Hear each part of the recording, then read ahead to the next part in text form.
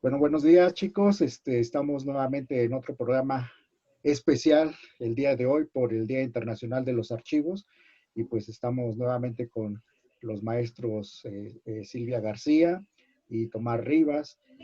Ellos como historiadores del Instituto Politécnico Nacional nos van a platicar hoy sobre esta importancia que tienen los archivos para, pues, para su actividad, ¿no? Que es precisamente buscar en todo lo que es los archivos históricos o los archivos personales, todo lo que se necesita saber en cuanto a cuestiones de datos, ya sea históricos o de alguna otra forma, pues para poder empezar ellos a formar la historia presente, ¿no?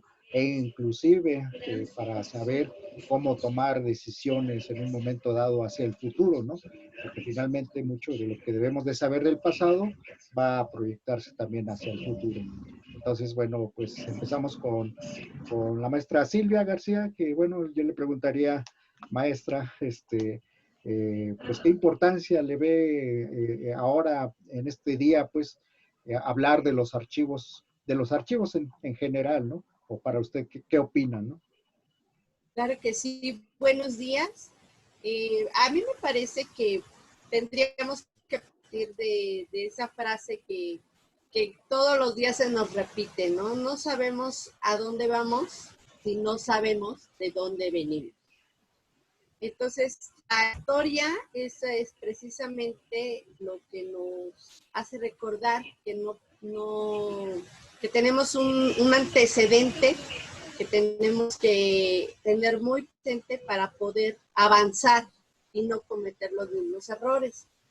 Ahora, no solo en estos términos de historiar, es cuando es importante la existencia de los archivos. Yo aquí me atrevería también a plantear otro cuestionamiento. ¿Qué fue primero, la historia o el archivo? Porque es cierto que los historiadores requieren forzosamente hacen uso y de los archivos a través de la historia de Enrito de qué fue primero, el historiador o el archivo histórico, ¿no? Pero bueno, serían detalles así como más específicos. A mí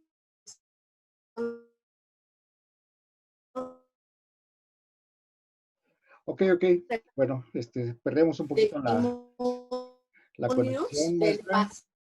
Ajá, pasado, ok. ¿ya la recuperamos?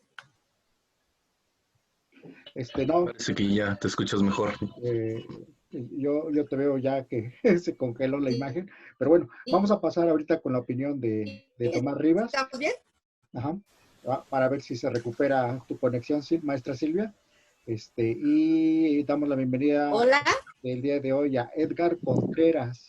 ¿Sí? Edgar Contreras también es. no, no te oigo. ¿No me oyes? ¿Usted me escucha, compañero Ya, Tomás? ya, Sí, ya. yo sí te escucho bien. Ok, Hey. decía que dábamos la bienvenida también al maestro Edgar Contreras, que también es historiador de la UAM Iztapalapa y también para que nos dé su opinión sobre la importancia de los archivos, ¿no?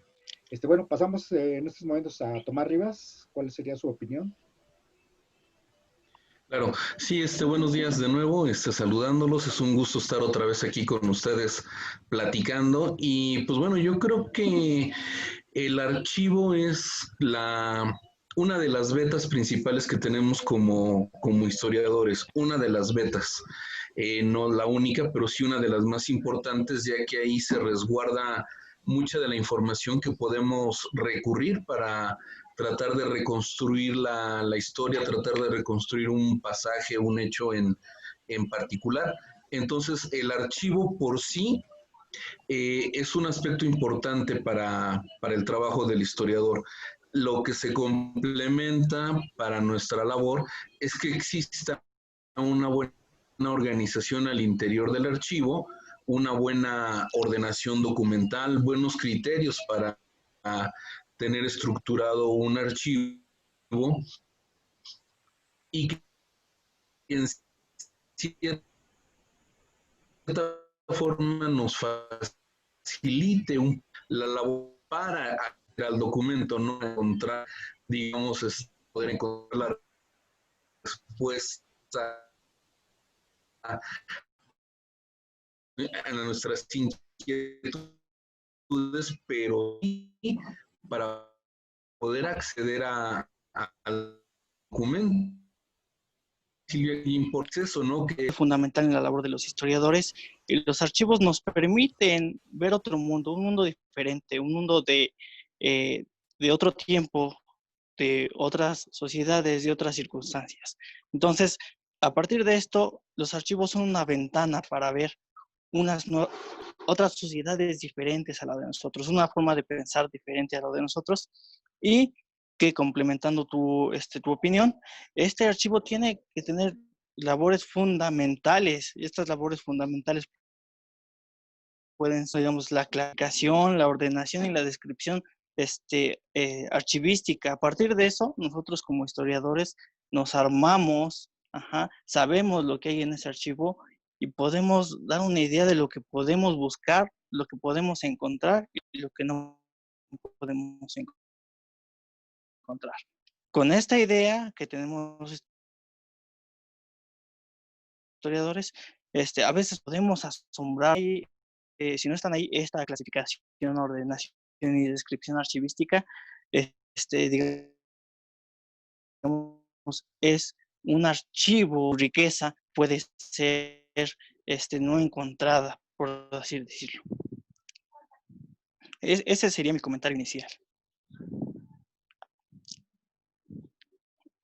Muy bien, bueno, en ese sentido, ustedes, no sé si nos pudieran comentar alguna anécdota en cuanto a lo que ustedes de repente como historiadores hayan encontrado algo bastante interesante relacionado a lo que es la historia del Politécnico.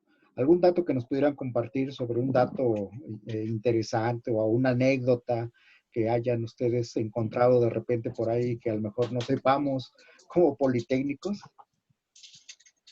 ¿Quién gusta contestar? Pues, a ver, bueno, a mí me parece que nadie tiene la verdad absoluta, independientemente de que recorrieras y conocieras todos los archivos existentes, jamás tendrás el tiempo suficiente para saber todo.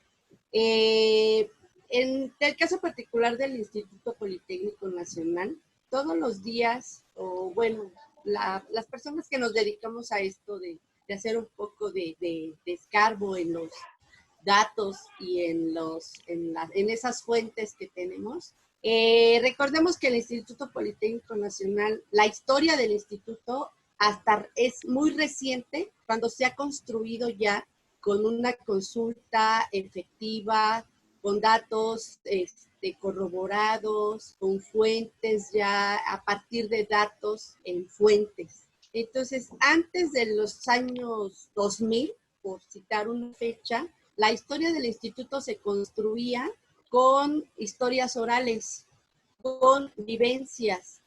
Normalmente la historiografía del instituto de esa época era en función de las relatorías que hacían los propios profesores, los fundadores, la gente que le interesaba dejar un testimonio de su paso por la institución.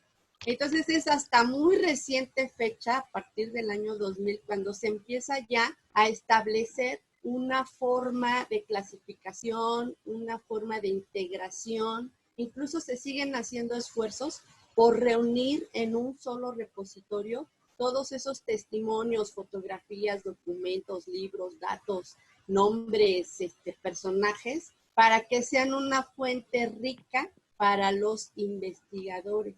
Entonces, en particular, lo que desconocemos, ¿qué hay en un solo archivo? Y para ejemplo, citemos el archivo histórico del instituto que tenemos ahí en el cuadrilátero de Santo Tomás. Hay un repositorio muy importante y se ha hecho un esfuerzo por reunir ahí todo lo que serían los datos históricos de la institución. Y documentos, hay documentos muy ricos, muy valiosos. Tan es así que, bueno, se ha buscado la manera de divulgarlos a través de muchos medios, y uno de ellos, pues, sería lo que es tesoros históricos, ¿no? Por dar un ejemplo.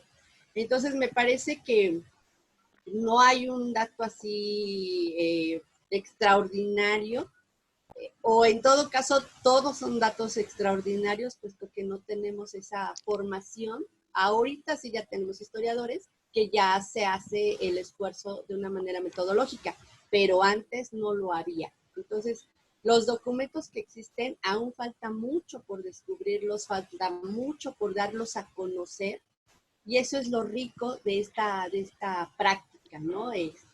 Irlos descubriendo, irlos sacando, exponerlos, divulgarlos para que la comunidad conozca todo el acervo interesante y vasto que tiene el Instituto Politécnico Nacional sobre su propia historia. A mí, yo rescataría esa parte. Claro. Maestro Edgar, ¿usted qué opinaría? ¿Qué anécdota tendría por ahí? Tiene razón la maestra Silvia en decir que nunca se llega a tener un compendio completo de lo que es la historia.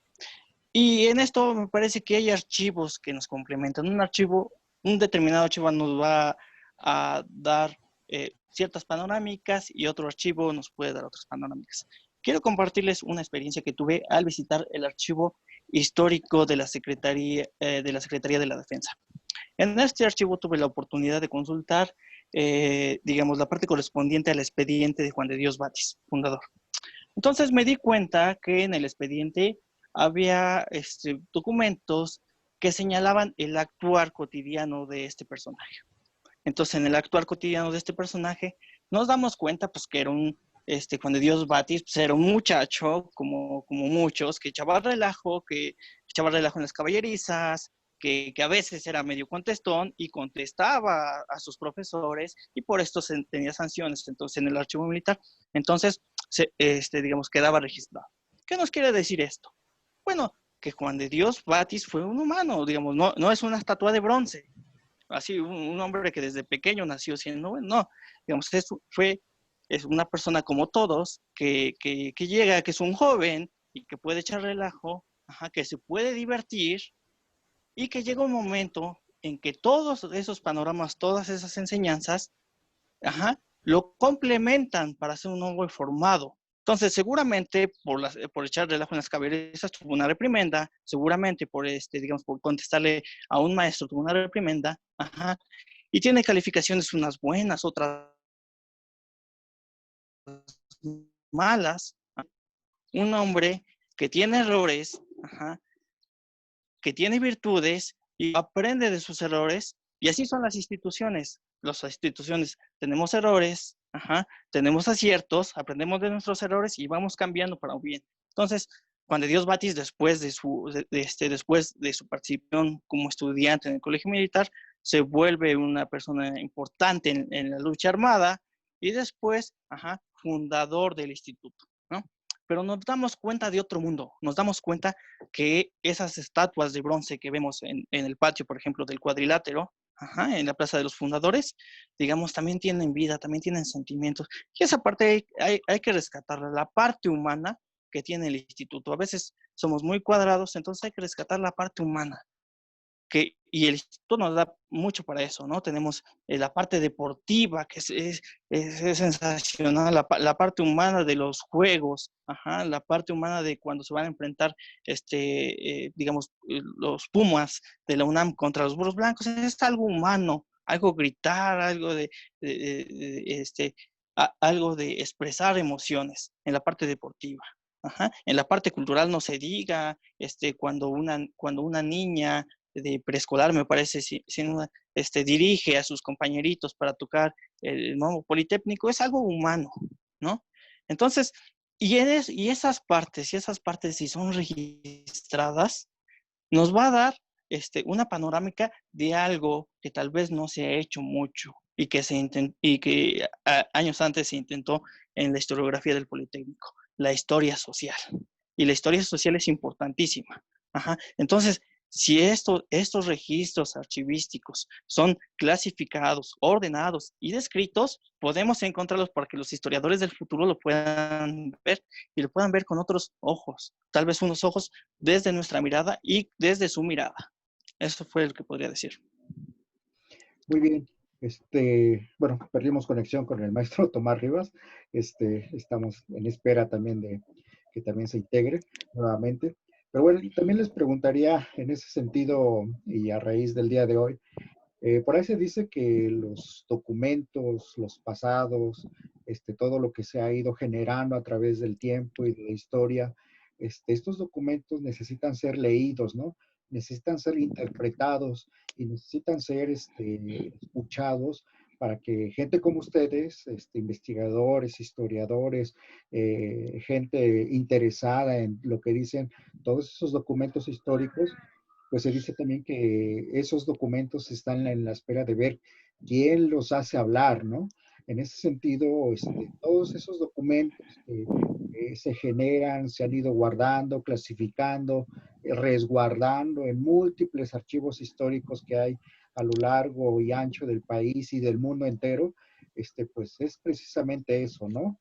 Generar un diálogo con el mundo presente que ustedes como historiadores creo que son los adecuados o la gente que está también preparada y que sabe en un momento dado interpretarlos, darles un sentido y en consecuencia generar decisiones, generar historias, generar algo que en el caso de nosotros como politécnicos, pues tenemos un pasado, ¿no? Y que, como bien decía el compañero Edgar Contreras, pues precisamente todos estos fundadores y precursores de nuestra institución, precisamente como humanos que fueron, también tuvieron un pasado, ¿no? Fueron formando en ciertas instituciones, escuelas, en este caso muchos militares fueron grandes precursores de nuestra institución y en ese sentido, pues también, ¿no? Todo eso que legaron para la posteridad, pues también es parte de lo que nos ha formado hasta ahora, ¿no? Hasta el día de hoy como politécnicos. Maestro Tomás, ¿alguna otra aporte que nos pueda contar sobre los archivos? Me parece que tenía algo por ahí, ¿no?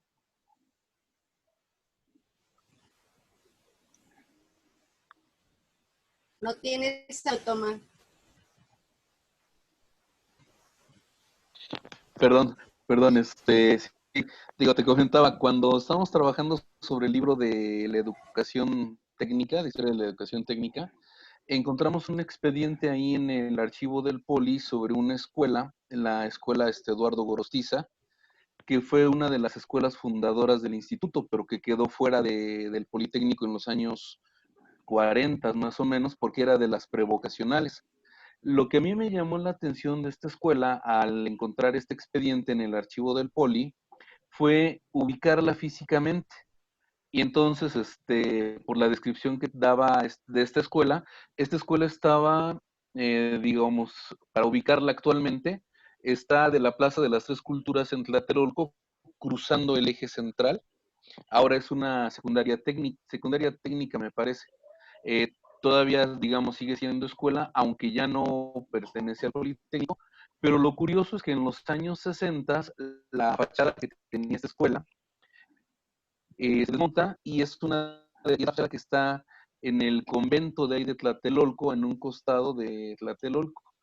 Y de hecho, hace poco en una visita que hice con mi hija, nos dimos a la tarea de buscar físicamente esta escuela con las referencias que yo recordaba de lo que saqué del archivo. Entonces, a lo que quiero llegar es que de alguna manera los archivos también te permiten dar este tipo de seguimientos o de conocer otras situaciones, no nada más, digamos, el hecho o el testimonio escrito, sino te permite encontrar otros elementos y también entender cómo el mismo proceso de urbanización fue cambiando la configuración en este caso de esta escuela, que como les decía yo ahorita, formaba parte o formó parte escuelas del Politécnico cuando empezó el Politécnico, cuando le quitaron las prevocacionales en el 42 después del movimiento estudiantil. Esta prevocacional fue una de las que quedó fuera. Y en los años 60, algunos exalumnos de esta escuela pedían a las autoridades del instituto que la recuperara para el Politécnico como vocacional. Entonces, te digo, esos testimonios son de los que vas encontrando ahí en el archivo y en este caso en el del Politécnico. Pero muy bien, maestros, pues ya nada más nos quedan unos 5 minutos de nuestra transmisión de este programa que es de la conmemoración del Día Internacional de los Archivos. Pues nada más me gustaría que cerráramos con una conclusión sobre, pues, algo que nos pudieran aportar sobre lo que es este día, por qué es tan importante recordarlo, cuál es su importancia de tener un día como hoy, conmemorar un día como hoy estos archivos. ¿Quién gusta empezar? Yo. Sí. A mí sí me gusta felicitar a toda la gente que trabaja en los archivos, porque de ellos dependemos nosotros.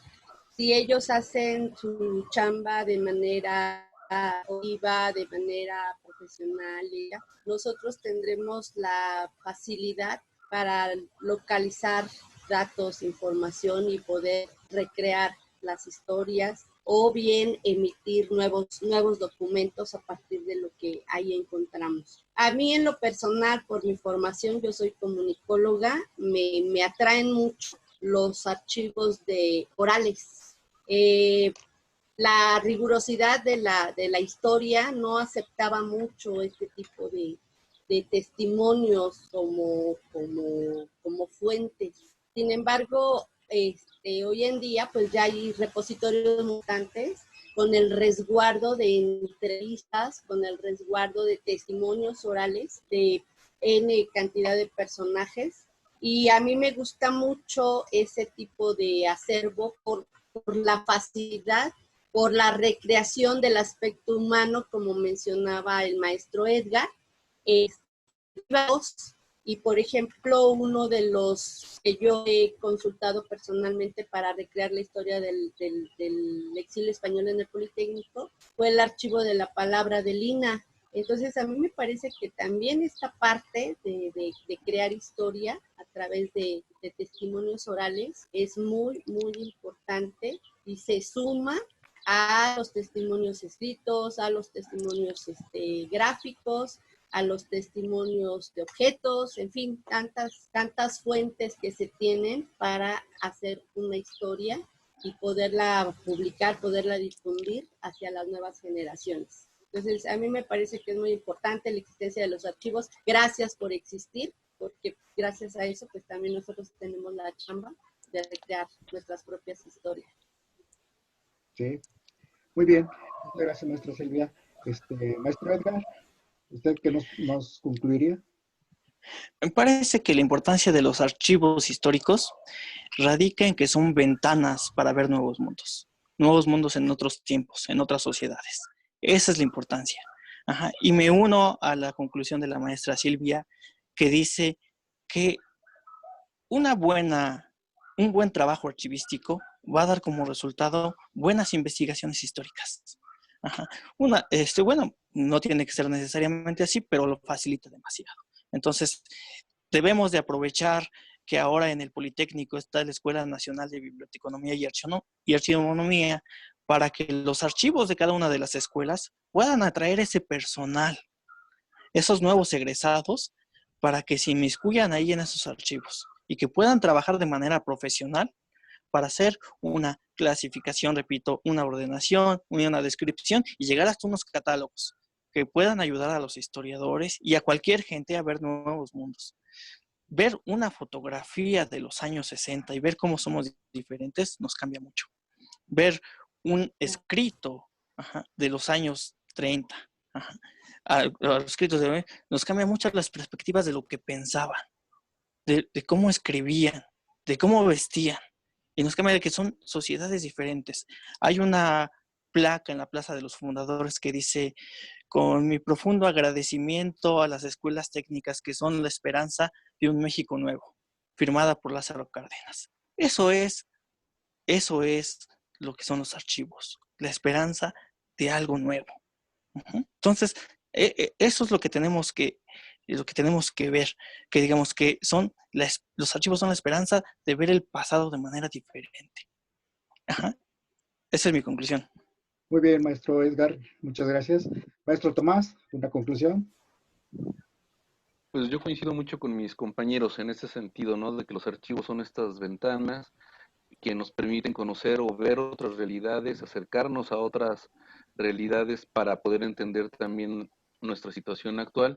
Y pues yo solamente para concluir quiero felicitar a todo el personal que trabaja en los archivos, en los distintos archivos, empezando por el personal del archivo histórico del Politécnico, de la GN, de todos aquellos archivos en donde me ha tocado trabajar, estar en contacto con ellos. Es una labor muy valiosa y como dice Edgar, yo creo que retomo la invitación que hace él, ¿no?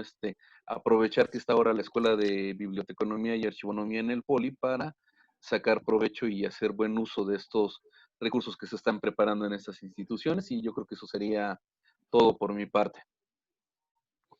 Pues muchas gracias, maestros. Yo creo que sus aportaciones para este día han sido bastante valiosas y creo que efectivamente nos unimos a la felicitación no solamente del personal, para el personal del Archivo Histórico del Politécnico, sino de todos los archivos históricos que están en la misma institución, porque recordemos que cada escuela tiene su propio archivo histórico, ¿no? Cada escuela, centro y unidad de investigación tienen su propio archivo histórico, ¿no? Y también hacemos la mención y el reconocimiento de que los decanos de las escuelas y del Politécnico, pues también hacen su labor, ¿no? Encargándose precisamente de estos archivos de sus escuelas. Pero bueno, eso pues ya es el agradecimiento y la felicitación para todos ellos y en general pues para todo el personal de todos los archivos pues de todo el país, ¿no? Entonces, pues muchas gracias chicos y nos veremos por aquí próximamente en otro programa más, en otras charlas politécnicas que estamos generando actualmente. Pues muchas gracias y nos vemos próximamente por aquí. Gracias. Gracias. Hasta luego, que estén bien, cuídense. Bye. Hasta luego. Hasta luego.